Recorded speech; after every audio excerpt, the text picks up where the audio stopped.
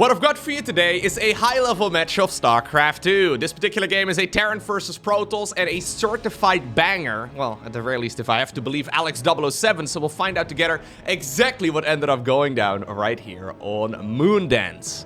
Spawning here in the bottom right-hand corner, playing with the blue Protoss pieces, we have a man of many talents. He's a pro gamer, he's a content creator, he's a StarCraft 2 caster, he's like 2.5 meters tall, he's like 8 foot-ish.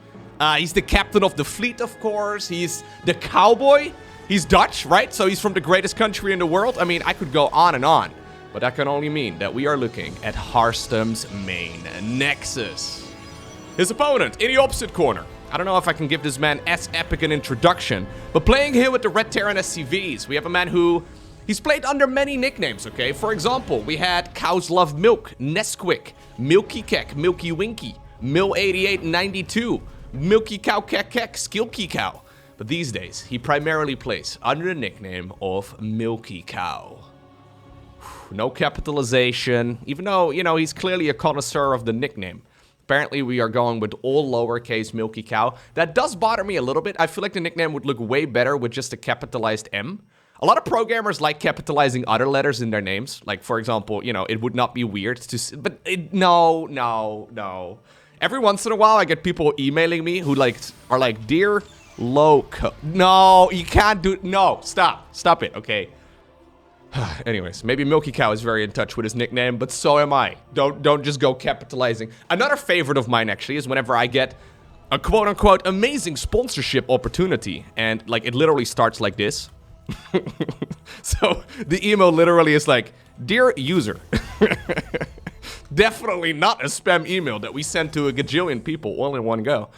Anyways, this particular game was recommended to me by Alex007. So he's the product lead for StarCraft 2 at Dreamhack and ESL and stuff. So basically what it comes down to is that he's seen practically every game that's happened so far in Dreamhack. And this particular match is from the European Regionals of that tournament. So yeah, one of the best games apparently that has been played so far.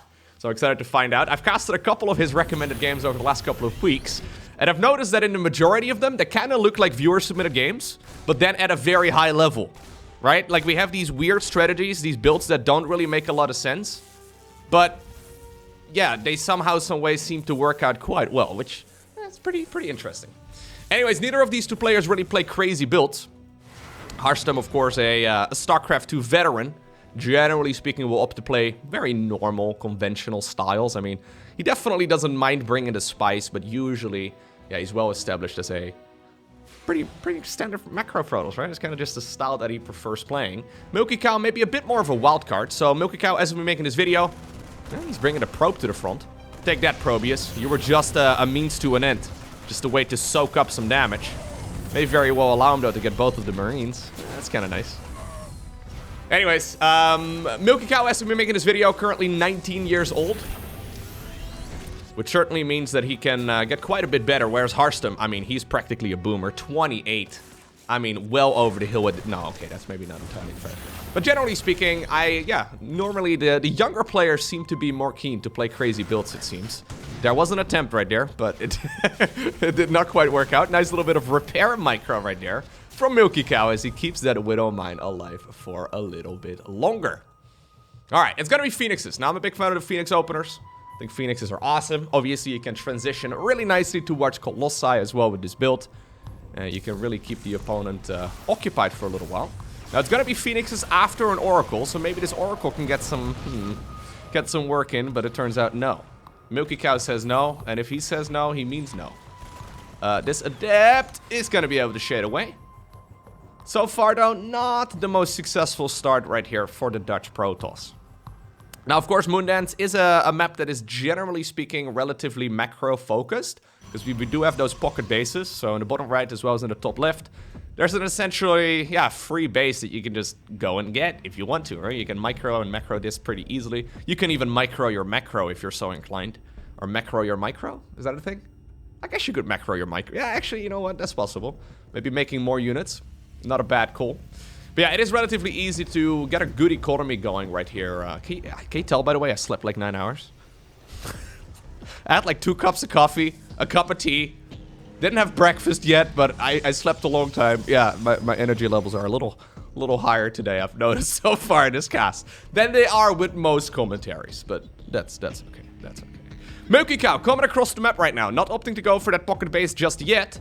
He's bringing a siege tank to this party as well as a couple of SCVs, which is fantastic. That robo facility is a bit exposed, so this could get dangerous, but yeah, you gotta be very cautious here that you don't end up losing that immortal. Here come the Phoenixes though. Is there enough for...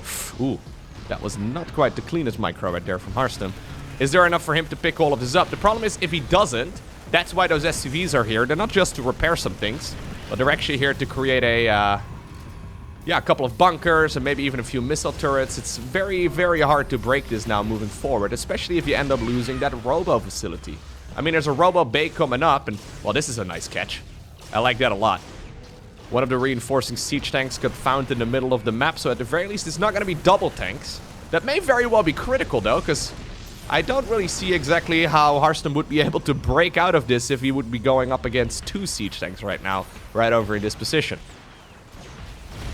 Okay, that immortal is super nice. Sadly here for Harstem, the shield battery is currently unpowered, but it looks to me like MilkiCow is going back home.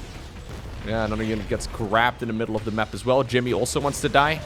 A little bit sad, but, you know, maybe he feels happier this way. Yeah, these Phoenixes are fantastic. I like Phoenix openers a lot. The problem with Phoenixes is, of course, that they require a lot of babysitting and a lot of micro. So the way that Harstem is controlling them so far is really nice, but you can also see that, like, there was a little bit of miscontrol right there on some of the other units because he was forced to micro those other, well, Phoenixes here with another control group at the same time, and it's tricky. Are we not gonna try and break out of this? Alright, yeah, he is going right now. I like this target firing on the siege tank a lot. Shield battery overcharge, mostly just for show. Not a lot of Protoss units really need additional patching up in this circumstance, though, and I do believe that eventually all will be okay right here for the Dutchman. Well, if it's up to MilkiCow, though, he's just gonna... This is a mistake, though. There's no energy anymore on those Phoenixes, although this one has a little bit. Come on. Come on. There you go. Apparently another one also once more accumulated enough energy to lift up the tank. Little bit overly ambitious there from MilkiCow, though. He continuously sent units through the center of the map, despite the fact that the Phoenixes, well, they were just idling in that section. I mean, obviously, at some point, they'll run out of energy, but every second that goes by, they gain 1 energy as well. Graviton Lift, not the most expensive spell in the game.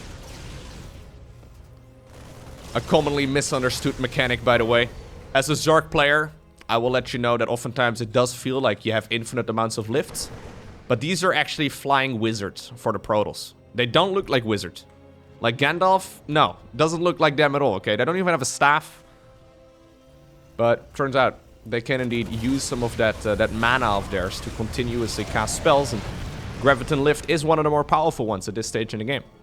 Eventually, Harstem is going to arrive at the Colossus stack. A Robo Facility 2.0 was built inside of the main base, and that one will be going hand in hand together with that pocket expansion. Now, at the same time, there's not a lot of energy on those, on those Phoenixes, though, so there's not really that much you can do.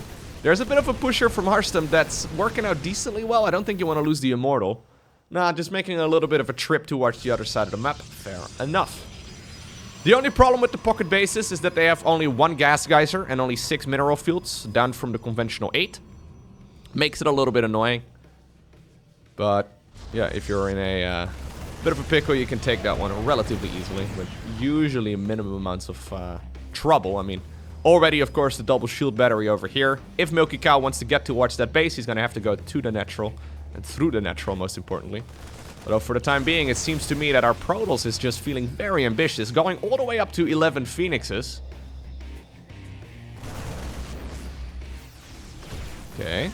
If this was another Dutchman commentating, he would probably bring up the +1 flyer attack for those Phoenixes, but generally it doesn't seem to matter all too much at this point, because, well, these units will generally be able to kill everything, even without the upgrades.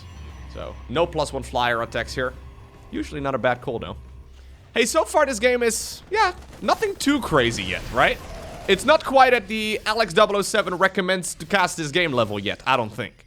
So I've got a feeling that we're gonna see something a little bit spicier moving forward. I mean, there was a nice little bit of back and forth, an aggressive push straight through the center of the map. A lot of action here, but no one's really, significantly ahead at this point in the game. I do like MilkiCow's position a little bit better, because obviously Ooh, he's late on the 2-2. That kind of sucks.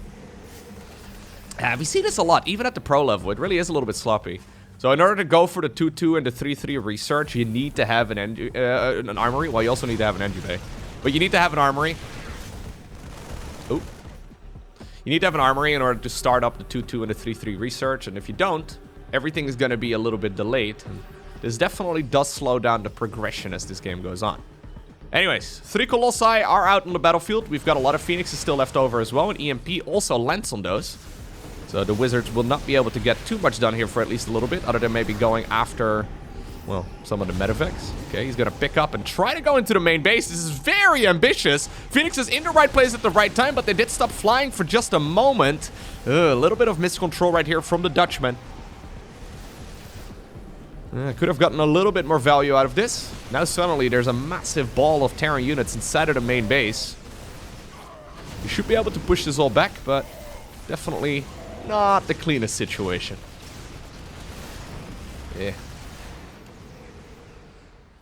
Yeah, both players fast, but apparently not fast enough to stay 100% on point.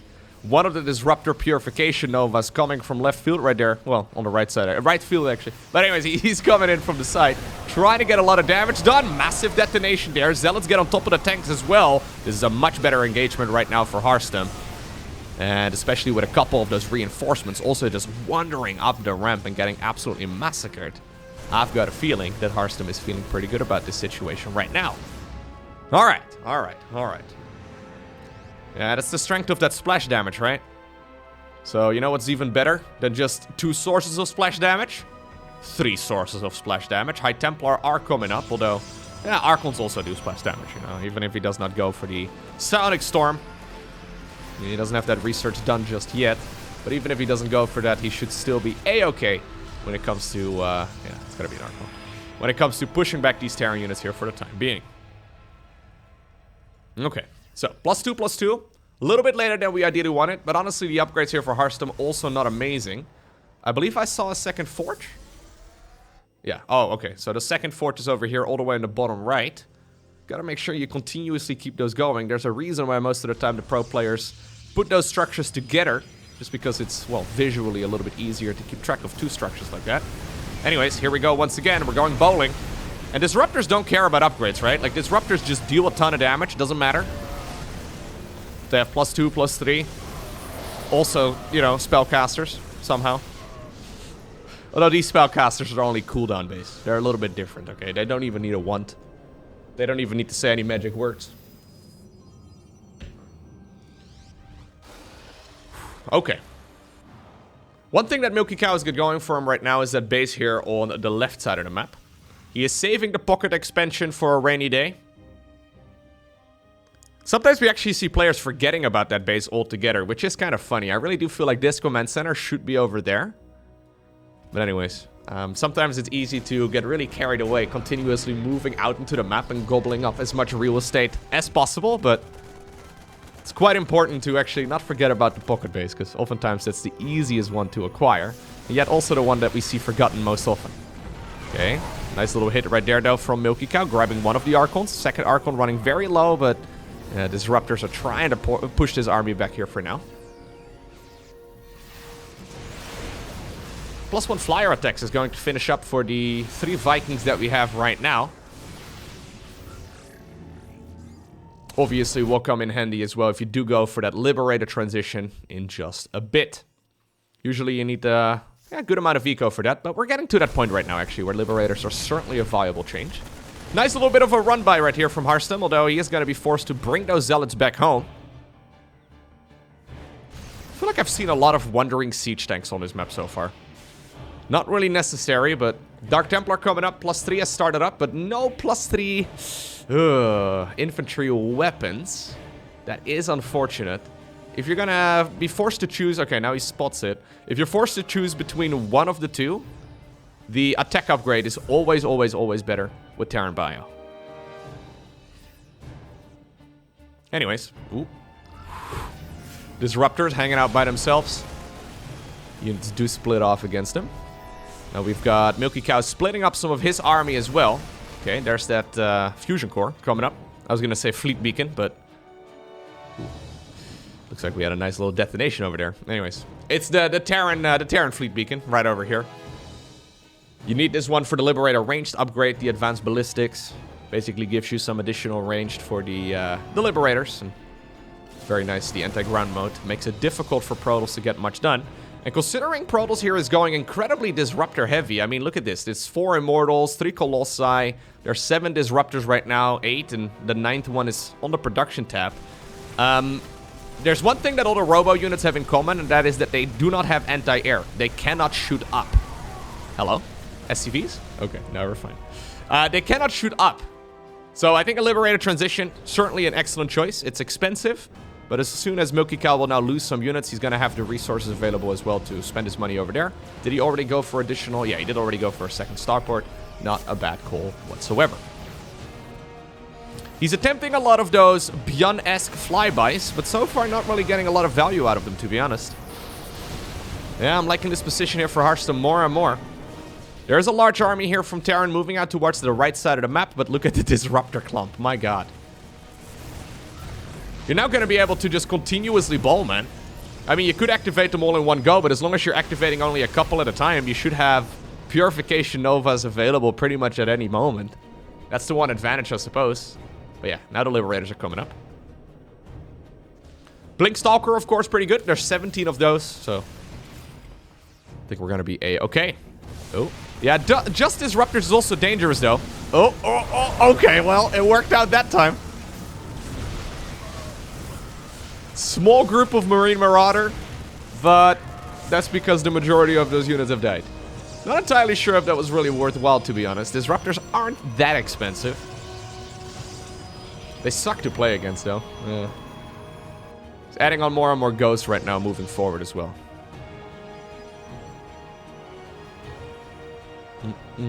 4 additional command centers here in total as well. Yikes. Yikes, yikes.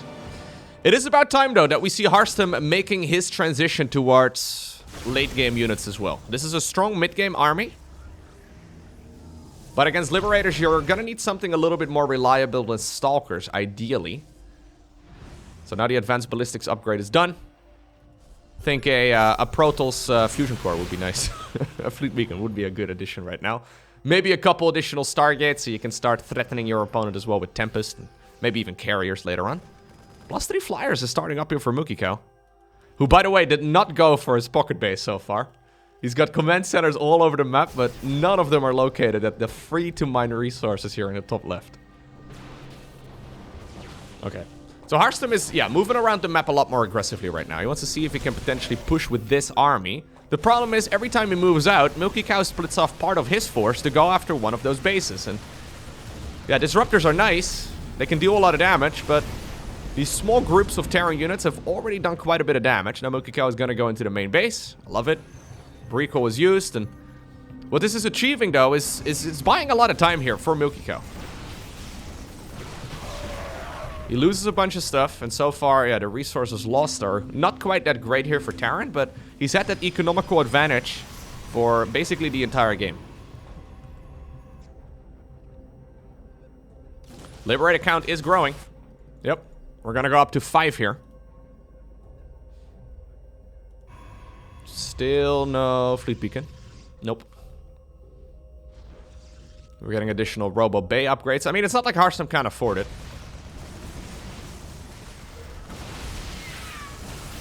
He's got all that YouTube money, right? Isn't that how it works? I don't know if you could spend that in a game of StarCraft 2, though, but...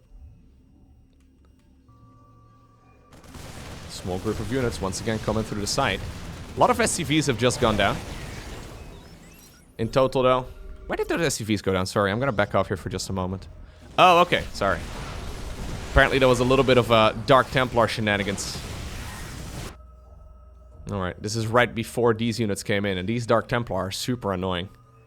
Even though you do have detection, Dark Templar can still one-shot these units, obviously, so...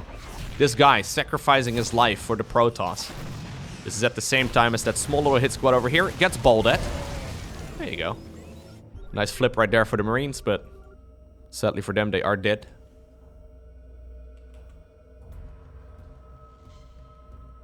Yeah. Yeah, we're even going to go for the medevac improvements right now as well. 6 Liberators. 4 more coming up. We're going to go up to 10 Liberators here. This is starting to become an issue. There's the +1 flyer research. No fleet beacon, though. We don't have any Phoenix. Well, we've got 1 Phoenix. Sorry, I didn't mean to call you nothing, but we don't really have any reliable... Okay, no longer any reliable air-to-air combat right here for Harstem, so... The +1 flyer attack only really makes sense. The +1 Protoss air weapons only really makes sense if you do plan on going for a Skytools transition.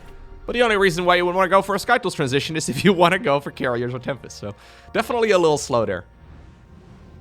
He's probably busy though, sending all of these Dark Templar around the map. Getting a lot of work done. Yeah, Terran economy is starting to hurt, but honestly, at this point, killing 20 workers... I mean, it sucks, right? You don't really want to lose it, but it's not nearly that big of a deal. Okay, well, now he spots the Liberator count. Liberator's looking nice and healthy. 6 more Dark Templar get warped in. That is going to finish up that supply count. We're now at 10 Liberators. Liberator 11 and 12 are coming up.